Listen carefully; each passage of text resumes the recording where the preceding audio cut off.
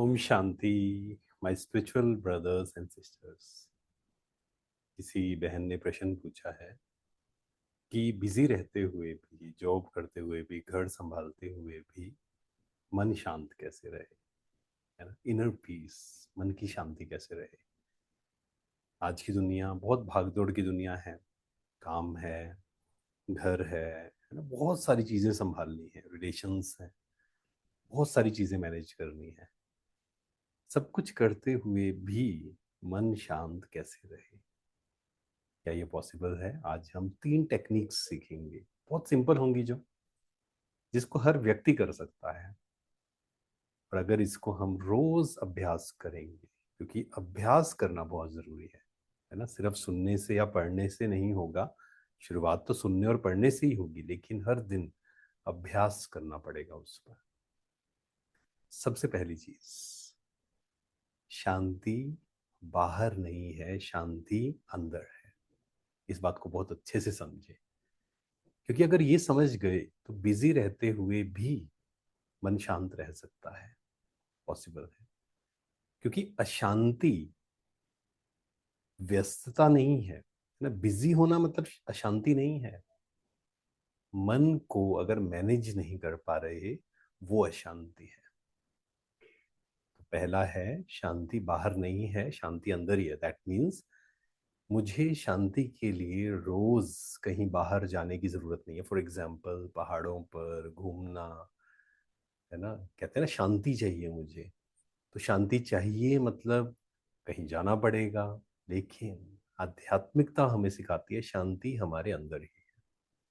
हाँ, ये जरूर है, किसी संस्था में हम जाते हैं, स्पिरिचुअल सेशंस अटेंड करते हैं, तो वो एक ट्रिगर का काम करते हैं, है ना। सेशंस ऑनलाइन भी सुनते हैं मान लीजिए, या कुछ बुक्स पढ़ते हैं, तो क्या होता है, वो ट्रिगर करती है, पर शांति हमारे अंदर ही है। उसको जब हम फील करते हैं, जब हमारा मन प्रेजेंट में आता है, तब हमें वो शांति फील होती है। दैट मीन्स पहली चीज जो समझनी है, शांति के लिए मुझे भटकने की जरूरत नहीं है। आप जहाँ पर भी हैं, जो भी कार्य कर रहे हैं, जो भी जॉब कर रहे हैं, बिजनेस कर रहे हैं, वहाँ शांत रहा जा सकता है। हाँ, ये ध्यान रखना पड़ेगा कि जो आप बिजनेस कर रहे हैं या जो जॉब कर रहे हैं, कुछ गलत काम कर रहे हैं, अगर किसी को ठग रहे हैं, गलत काम कर, तो फिर गलत कर्म करके शांति नहीं मिलेगी, ये पक्का है। तो वो भी देखना है कि मुझे सही कर्म करना है, सही एक्शंस करने हैं, लेकिन साथ ही साथ मन को शांत रखना है। उसके लिए खुद को बार बार रियलाइज करना है। पहला पॉइंट, मैं शांत स्वरूप आत्मा हूँ। जीवन में कितनी भी परिस्थितियां हैं, फिर भी मैं शांत रह सकता हूँ। जो हम कई बार एग्जाम्पल देते हैं ना, समुंदर है, समुंदर के ऊपर आप देखेंगे ना, लहरें लहरें लहरें, एकदम हलचल दिखेगी, लेकिन अंदर जाएंगे तो एकदम शांति है। ऐसे ही जीवन में भी बाहर परिस्थितियां दिखेंगी, नो डाउट, घर में, ऑफिस में, लेकिन परिस्थितियां तो आनी ही है जीवन में, वो तो part and parcel of life है। उसमें भी मैं शांत हूँ, क्योंकि मेरा स्वरूप शांत है। ये कभी नहीं कहना है कि परिस्थितियां चली जाएंगी तब हम शांत हो जाएंगे। तो सबसे पहला, शांति अंदर ही है, शांति मेरा स्वधर्म है। मैं शांत स्वरूप आत्मा हूँ। हर दिन इसको कम से कम 50 टाइम्स जरूर लिखकर मन में, शब्दों में रिवाइज करें। खासकर जब कोई परिस्थिति आती है ना, तब याद दिलाना है, मैं शांत स्वरूप आत्मा हूँ। सेकेंड, मन को मैनेज करना, इमोशंस को मैनेज करना, ये सीखना है हमें। क्योंकि शांति जो है, ध्यान से अगर हम देखेंगे ना, एक होता है सिचुएशन, दूसरा होता है हमारे संकल्प उससे रिलेटेड। दो लोग हैं, ट्रैफिक में हैं। पहला है बहुत अशांत है, वो कह रहा है कि मैं कहाँ फंस गया, मेरे साथ ही ऐसा होता है।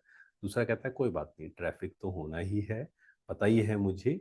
अब क्योंकि मैं इसमें हूँ, क्या मैं शांत रह सकता हूँ, क्या मैं मेडिटेशन कर सकता हूँ? गाड़ी कोई और चला रहा है तो आप मेडिटेशन कर सकते हैं, अच्छी चीज़ें पढ़ सकते हैं, जो काम रह गए हैं वो भी निपटा सकते हैं। आप गाड़ी चला रहे हैं, गाड़ी चलाते हुए भी थॉट्स तो क्रिएट कर सकते हैं ना, एफर्मेशंस तो क्रिएट कर सकते हैं, स्वमान तो क्रिएट कर सकते हैं, राइट। मेडिटेशन म्यूजिक प्ले कर सकते हैं, तो इस, या कोई अच्छी क्लास सुन सकते हैं। अच्छा सेशन सुन सकते हैं। तो सेकंड है मन को मैनेज करना, इमोशंस को मैनेज करना हमें सीखना है। गुस्सा आ रहा है, उसमें मुझे कैसे अपने गुस्से को शांत करना है, खुद को कैसे समझाना है, सीखना पड़ेगा। ईर्ष्या हो रही है, कैसे समझाना है खुद को। किसी ने मुझे गलत बोला, कैसे मुझे मन को समझाना है। तो इमोशंस को मैनेज करना मुझे सीखना पड़ेगा। क्या ये एक दिन का काम है? बिल्कुल नहीं, समय लगेगा, निरंतर चलते रहना है। आध्यात्मिकता निरंतरता है, एक दिन, 2 दिन, 1 महीना, 2 महीने नहीं। हर दिन मुझे अपने आप को अपग्रेड करना है, हर दिन मुझे अपने आप पे काम करना है। थर्ड है एक्सेप्टेंस, स्वीकार भाव। एक होता है रेजिस्टेंस, दूसरा है एक्सेप्टेंस। जब हम रेजिस्ट करते हैं तब मन अशांत होता है। इसने ऐसा क्यों किया, मेरे साथ ऐसा क्यों हो रहा है, गर्मी ज़्यादा है, सर्दी ज़्यादा है, मौसम सही नहीं है, ऐसा है, पहले इसने मुझे यहाँ किया फिर गलत ना किया, मतलब अलग अलग चीज़ें, राइट। जैसे हम डिपेंडेंट हो जाते हैं सामने वाले पे, वो काम नहीं होता है, तब हम परेशान होते हैं। और जीवन में तो ये होगा, कुछ चीज़ें मेरे अनुसार होंगी, कुछ चीज़ें मेरे अनुसार नहीं होंगी। तो स्वीकार करना है, लोगों को स्वीकार करना है, सिचुएशंस को स्वीकार करना है। आज मैं जहां हूं उसको स्वीकार करना है। लेकिन क्या इसका मतलब ये है कि ग्रोथ रोक लें, हम आगे ना बढ़े? ऐसा बिल्कुल नहीं है। जैसे एक बार हम कहीं सेशन करा रहे थे, तो एक भाई ने बोला, कहते मैं जैसा हूं मैं खुद को स्वीकार करता हूँ, जो गुस्सा है, जो गंदगी मेरे अंदर भरी हुई है मन के अंदर, मैं स्वीकार करता हूँ। स्वीकार करने का मतलब ये नहीं है। स्वीकार मीन्स आज जो है, आई एक्सेप्ट। धीरे धीरे धीरे मुझे जो चीजें परिवर्तन कर सकता हूँ करनी है, कुछ चीजें हैं जो परिवर्तन मेरे हाथ में नहीं है, कंट्रोल, उसको छोड़ देना है ना। कहीं पर वाइब्रेशन से काम करना है, कहीं पर शब्दों से काम करना है, कहीं पेशेंस से काम करना है। इनर पीस तो पॉसिबल है बिजी रहते हुए। बस थोड़ा सा समय अपने लिए निकालें, इस पे काम करें। खासकर सुबह के कम से कम, मिनिमम वैसे तो 1 घंटा होना चाहिए, लेकिन जो शुरू कर रहे हैं, कम से कम 15 minute morning self reflection, meditation.